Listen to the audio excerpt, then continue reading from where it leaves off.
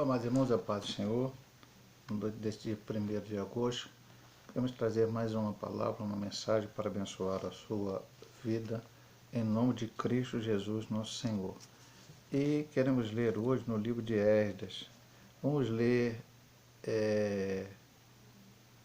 no capítulo 7, do verso 1 até o versículo 10. Artaxerxes envia Esdras a Jerusalém para proclamar o edito em favor dos judeus. E passadas estas coisas, no reinado de Artaxerxes, rei da Pérsia, Esdras, filho de Zeraías, filho de Azarias, filho de Uquias, filho de Salum, filho de Sadoc, filho de Aitube, filho de Amarias, filho de Azarias, filho de Meraiote, filho de Zeraías, filho de Uzi, filho de Buque, filho de Abisua, filho de Finéias, filho de Eleazar, filho de Arão, sumo sacerdote. Este Esdras subiu de Babilônia e era escriba hábil na lei de Moisés, dada pelo Senhor, Deus de Israel, e segundo a palavra do Senhor, seu Deus, que estava sobre ele, o rei lhe deu tudo quanto lhe pedira.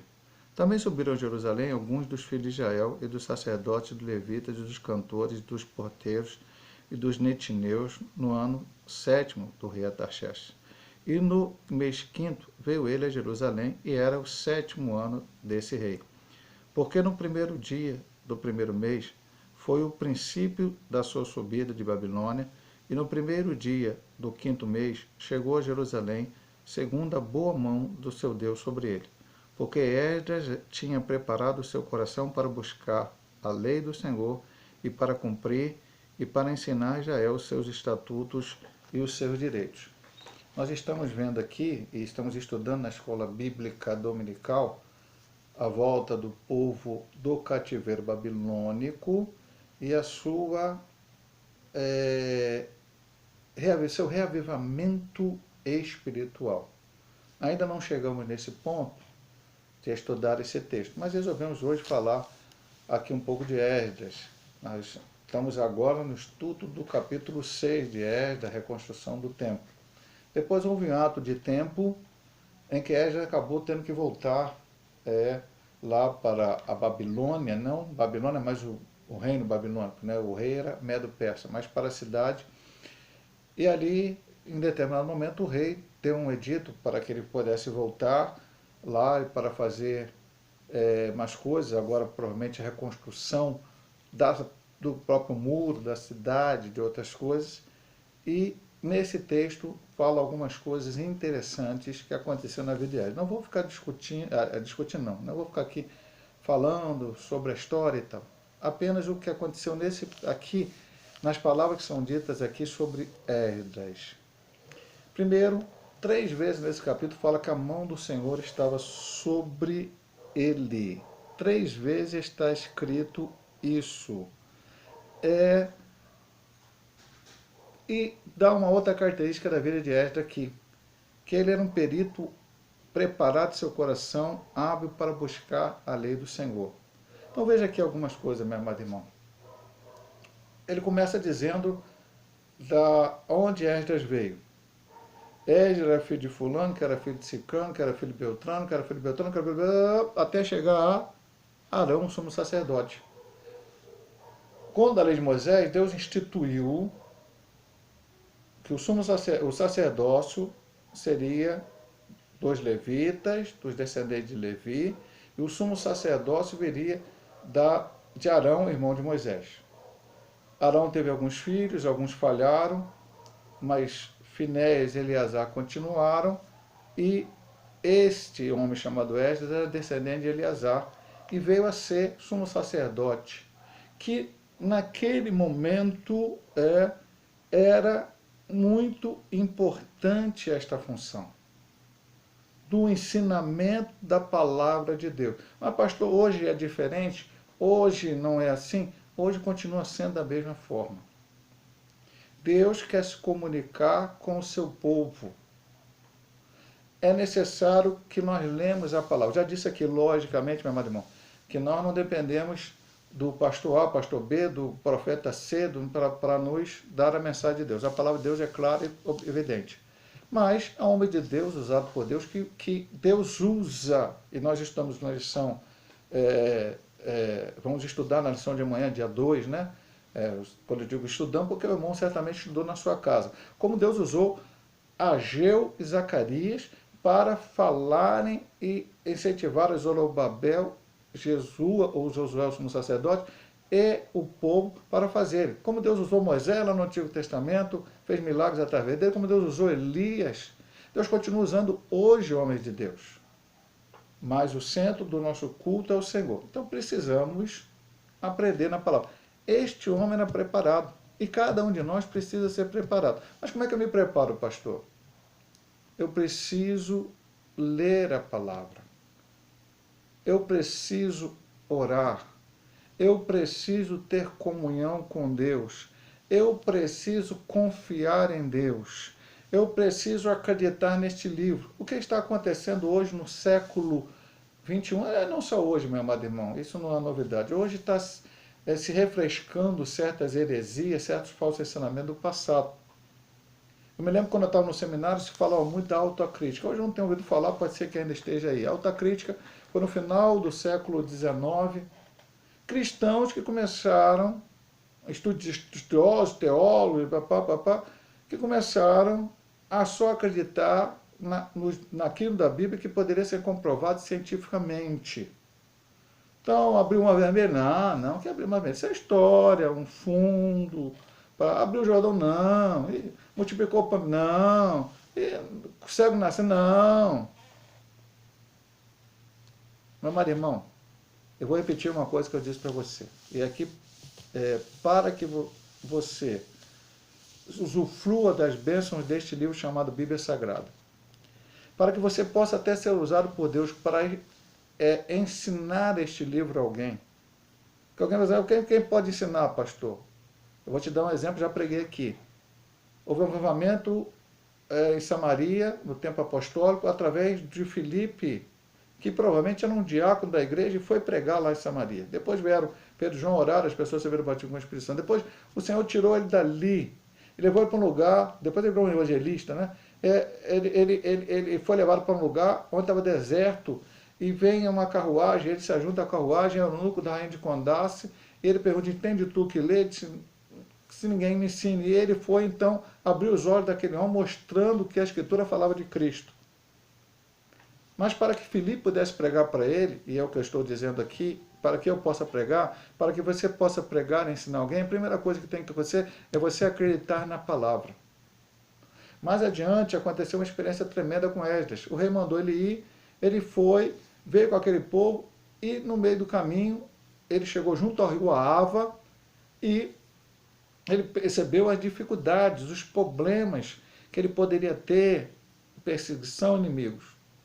E ele disse para aquele povo aqui, vamos parar aqui, vamos jejuar ao Senhor, vamos orar a Deus para que ele nos dê o livramento. Por quê? Eu disse ao rei da Pérsia que o nosso Deus era um Deus poderoso, que era um Deus santo, verdadeiro, maravilhoso, que operava milagre, maravilha. Eu estou parafraseando Esdras. E eu fiquei com vergonha de chegar para ele. Agora me dá uma escolta de soldados persas para que eu possa ficar livre dos inimigos. Não. Se Deus é poderoso, maravilhoso, sensacional, Deus vai me livrar. Significa o quê, pastor?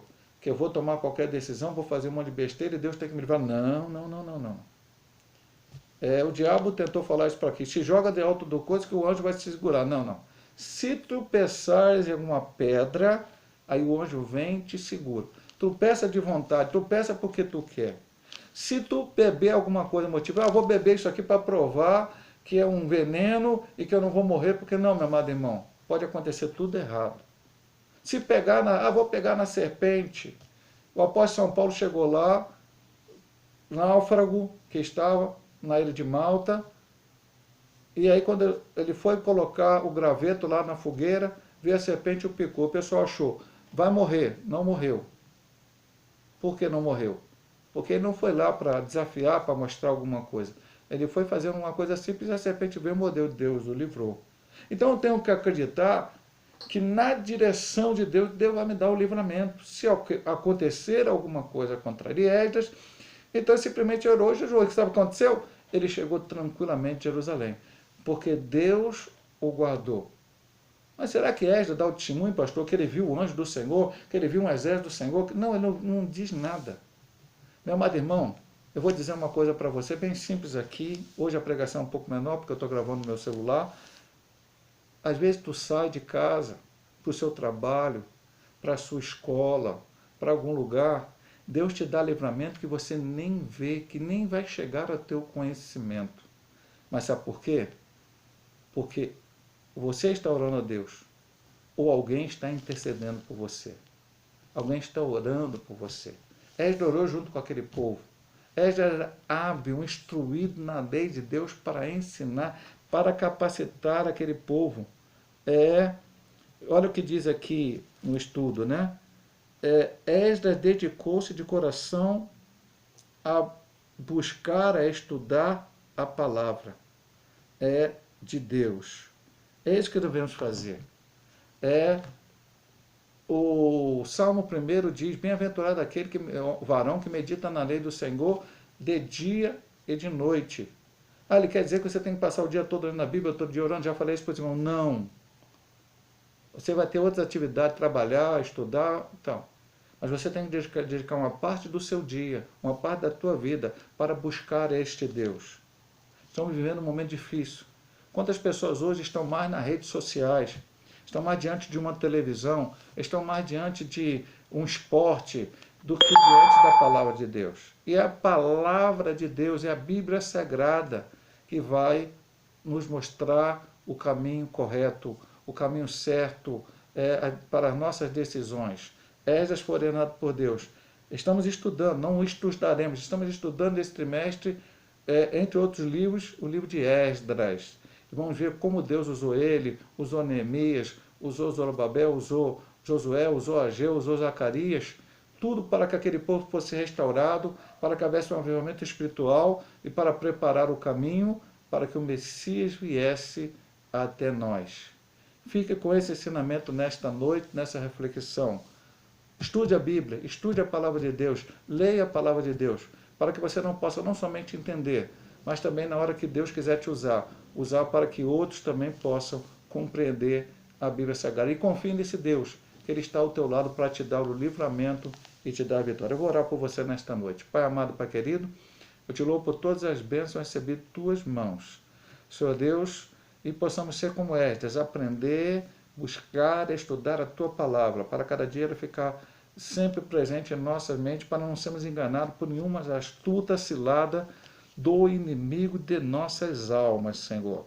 Possamos estar prontos também a responder a cada um qual a razão da nossa fé, sermos usados por Ti para evangelizar este mundo perdido, Pai. Também nos livra, Senhor Deus, nos guarda, coloca o Teu anjo a cada dia ao redor, para que possa nos livrar de todos os problemas. Te peço aqueles que estão enfermos, vai curando, vai dando a vitória, aqueles que estão com algum problema, Senhor Deus vai dando a solução, que o Teu nome seja glorificado na vida de cada um dos Teus filhos, Pai. Te agradeço e te louvo em nome de Jesus. Amém. Meus amados irmãos, a partir de amanhã, a Igreja Metodista Pentecostal, ao qual pastoreio, no Morro da Carolina, Jacatirão, a Congregação Jardim Santa Marta, Belfor Roxo, e a Congregação Nova Campinas, em Ducaxias, voltaremos a retomar os trabalhos semanais. Então, nós estaremos reunidos na sede e na Congregação Nova Campina, terças, quintas e domingos à noite. Normalmente, terça, oração, quinta, culto público de evangelização, também domingo, culto, louvor, adoração e evangelização, durante o mês de agosto. E na Congregação Santa Marta, quarta, sexta e domingo. E depois a gente vai ver o momento que a gente vai poder também retomar a escola bíblica dominical. Que Deus abençoe a todos, em nome de Jesus.